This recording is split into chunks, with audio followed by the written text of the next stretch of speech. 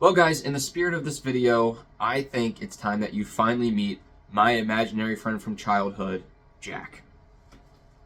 Well, come on. Don't be shy, come on. It's just you two, come on. There we go. Yeah. Alright. Well, say hi.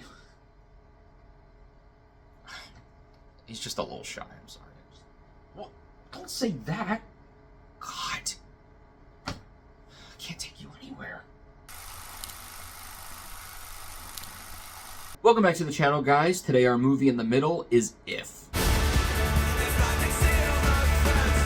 If is John Krasinski's most recent movie following a girl and her upstairs neighbor as they set out on a mission to reconnect imaginary friends with their children. It stars Cailey Fleming, Ryan Reynolds, Steve Carell, Fiona Shaw, and every other voice actor you could possibly think of. Well, we are into January of 2025, which means there's a bunch of 2024 movies I still didn't get to see or review, but the biggest one by far, I think, that I meant to review and never got to was If. I even had a title card set up for it and everything, but for some reason, I just didn't get to it. I was really excited when I heard this movie was announced and that John Krasinski was behind it and it was going to be more of a children's fantasy. I thought that was really cool. I love the idea of imaginary friends and any piece of media that has to do with that. And when I saw the trailer, I thought, okay, you know what, it looks okay. It looks like it could be kind of annoying, maybe not as funny, or it's not going to hit as hard, but, you know, maybe it'll still do a pretty good job. And honestly, I think that the trailer really undersold this movie because it was far better than I was anticipating. Starting off with the highs, the design of this world of the Ifs. This is literally like a Pixar movie in live action. I loved every single part of how they designed things. The clothes, the production design, it's all very childlike, circusy, lots of colors and patterns. And especially the clothes, they just had a really good idea of how to do something new and fresh and fun. A little bit hipster, a little bit new. It's really cool what they were able to do with the fashion to kind of exude this very specific tone and feel for this movie. And the fact that the Ifs live under an amusement park. Like, every single part of this was just very fun and inventive, and it's one of those movies where every single aspect of the design comes together to give you exactly what this movie should be like. It was very reminiscent of things like Saving Mr. Banks, a lot of Disney and Pixar movies, Monsters, Inc. All of these things kind of came to mind when I was watching this, especially when you get to the design of the Ifs themselves. When you're coming up with imaginary friends, you could do literally anything, as long as it's not, like, harmful or, you know, like, weird in a bad way for kids, because it's kids' imaginations. And so I really like the idea that you can just come up with whatever kind of If. And not only did they come up with really cool designs and ideas, and it's just cool to see every single kind of creature and character that came up with, all of the depth and the actual personalities that they gave to the Ifs and what their relationship was to their kid and, you know, what it was about their specific story. Every single thing about them was just really, really fun and cool and emotional. And adding to that design and feel of the world is the music. This is one of the only movies, I think, this year where I really actually noticed the music. I haven't had a lot of those this year where I was like, ooh, you know what, I really like this.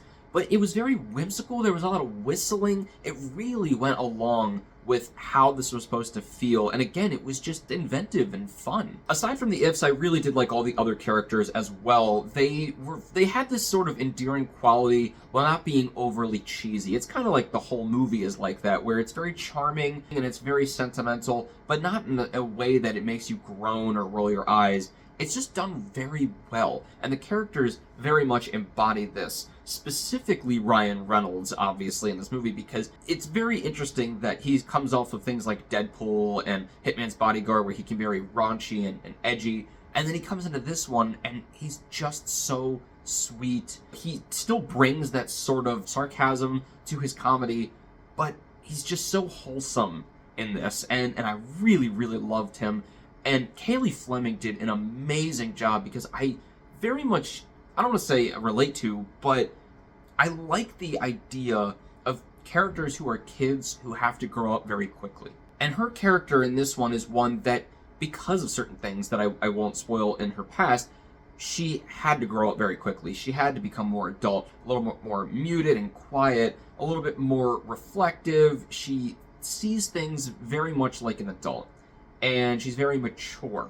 And I really liked that. Obviously, it's a very sad thing, but this is what is sort of the set-off point of the rest of this movie. They both start in this place that's a little bit more calloused in life, and by working together, they kind of bring the fun and the joy back to each other, which is really, really cool. I also love Fiona Shaw's character. It's funny, I don't think I've ever seen her in anything else other than Harry Potter, when she's playing this just shrewd, terrible person.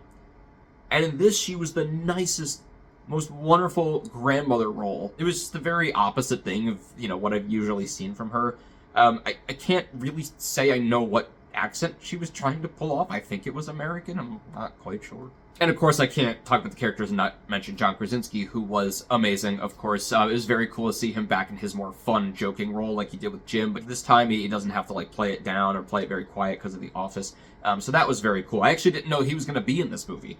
He's a little bit more of a side character, but I did not know he was going to be in it at all, which was a really good surprise. And lastly, of course, the story and the emotion. I kind of brought this up already, but I love any story that has to do with imaginary friends. I actually wrote one in college called Cambo, and it was sort of the same thing about a kid who, is going through something and he has to come up with a new imaginary friend. He kicks the old one out, and so all this stuff. So I was really excited, when I saw this premise, because ooh, I did something like that. I really relate to that. And in this one, the story is very cool. The ideas that they have are so interesting, and the way that they go with it, the way that they advance the plot, and the different directions that they go with the story is not only very interesting, but it is so emotional. I'm somebody who's very hard to make cry on cue, but I was definitely feeling like that was going to get to there at some point. The only one I've really ever cried at on purpose during the movie was Guardians of the Galaxy 3. I don't want to talk about it. It was pretty close on this one, because honestly, it was really hitting a lot of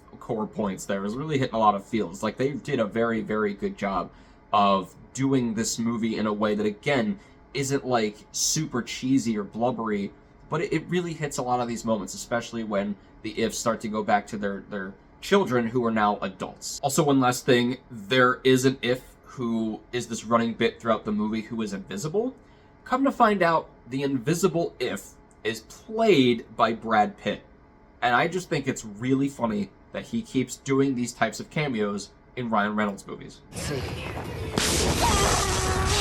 The only big thing that's kind of a low with this movie is the structure, the pacing, the logic of the movie.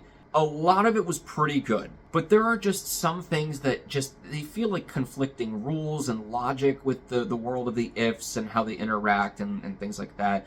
There feels like there's moments that aren't really nailed down in terms of what we're supposed to get from it, or how it's supposed to work. There's definitely moments, especially later in the movie, where characters will learn something, and then the next scene they act like they didn't even know that they forgot it, and then they wonder why something they're doing isn't working when they just learned the scene before what they actually had to do or why that wouldn't work. And the structure of the movie, the pacing of it was for the most part pretty good, but it felt like it took a long time to get going. I liked being in that and being in these moments with the characters. Problem is it takes a long time to get going, and then once you get to the actual plot of the movie, it feels like they have to quickly go through it. And I would have actually liked more of it. This was an hour and 45 minutes. I would have been okay with this being a 2-hour movie. It wouldn't have even felt like 2 hours, but it definitely would have felt like they were able to flesh it out a little bit more and do more with it, maybe explain more. So overall, If was a very surprising movie in the fact that it was actually really, really good, and it hits a lot of these beats and points that I expected it to, but not as impactfully as they did. I really loved this movie, and honestly, its faults are far outweighed by the fact that the characters are so endearing, the story is so wholesome and childlike. There's just so many good moments in this movie. It's basically a harkening back to what Disney movies used to be, these live action ones, and now they've kind of gotten into a, recycling format of just Disney live actions, and, they feel kind of soulless and we don't really care. This is what they used to feel like with things like Saving Mr. Banks and Mary Poppins Returns. So I really, really loved and appreciated that. And I'm not quite sure where this Ryan Reynolds annoyance or, downright hate comes from a lot of people, especially recently. Maybe it's because he's akin to Blake Lively, and there's been a lot of stuff there. I love Ryan Reynolds, and I think he does a great job in pretty much everything he's in. I get a little bit of annoyance from some people if you don't like the stuff that he does, or he's kind of an acquired taste. But I think he's great, and I thought he was amazing in this movie. I'm going to give If a 3 out of 4. Well, guys, let me know what you thought of If. I think this is going to be my last official, big review before I do all of my talking about the end of the year movies that I didn't get to review. That live stream will take place tonight at 8 p.m. So make sure to check that out. And then it's also going to be the last one I do before I do my end of the year best and worst rankings. And as always, keep your hopes high, your stress low, and movies right in the middle. I'll see you guys. What? Oh, now you want to say something? Oh, all right. What do you want to say? Go ahead. Aw, he loves you guys. Jack. We'll see you guys later.